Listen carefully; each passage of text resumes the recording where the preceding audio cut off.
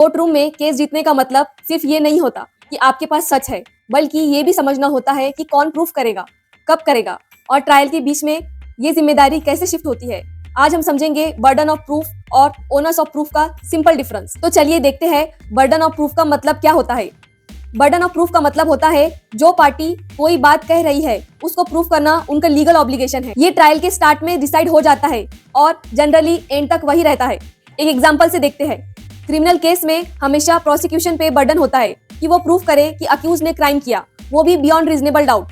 सोच लीजिए आप किसी पे थेफ्ट का केस करते हो तो आपको ही सबूत देने पड़ेंगे कि उसने चोरी की। अब देखते हैं owners of proof. Owners of proof का मतलब क्या होता है, किस पार्टी को किस वक्त एविडेंस देना है। ये फ्लेक्सिबल होता है, ट्रायल के दौरान सिचुएशन के हिसाब से शिफ्ट होता है। एक एग्जांपल से समझते हैं।